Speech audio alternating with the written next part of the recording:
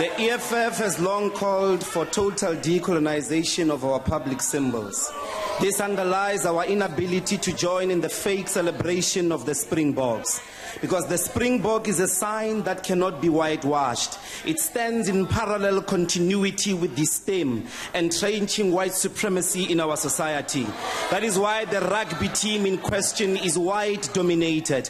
It is a perfect reflection that white people have successfully resisted change in our country for the last 25 years.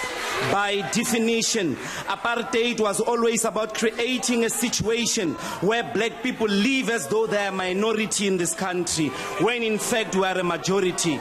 They tried to achieve this through the tricameral parliament and the Bantustan. That is why they ask us to be happy for being integrated, accommodated, included in their white-dominated associations. People agree that rugby has not transformed and it is not about to transform. So what exactly are we celebrating? It is only us. Is it only us who remember that the Springboks' purity had been kept by creating an inferior team known as the Leopards in order to distinguish them from the lily-white Springboks? Who has recognized our black rugby heroes like Majola, Mjo, Tsotsobe, Makechana, Charles Mkweba, who scored a brilliant try for the Leopards against the visiting Springbok British Lions in 1974? Out there, people say what's happening is racial unity on the streets. But the truth is, out there is scores of black people extending their exploited, marginalized, scandalized, and brutalized humanity to a white-dominated team. This is what happens every day in South Africa. Black people running behind white-dominated institutions seeking inclusion, recognition, and affirmation in the country of their own birth. Our people have done this in 95. Our people have done this in 97. And in return, the white-dominated society has not opened itself up. Lepaletswe Mandela, he could not even make you accept change, white people. To the white community, to this day, has not recognized the humanity of black people. They refuse to this day to accept that 25 years, only one Makazole Mapimpi has made it from rural rugby in the Eastern Cape, where there are more black rugby players than the white people combined in South Africa. That Siako Lizia to go to a white school.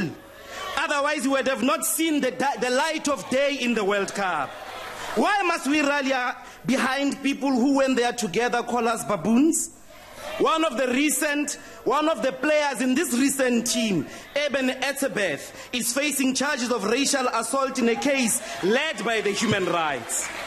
We therefore call on black people to refuse the emotional abuse that the ANC government is subjecting us to. It's a collective emotional abuse.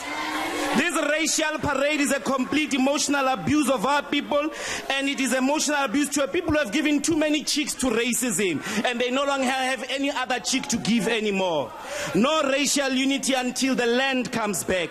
No racial unity until equality in black people paid the same salaries as white people for doing the same job. No racial unity until the wealth of this country is shared by all who live in it. No racial unity until a rugby team rises that has black majority in it, like the country we live in.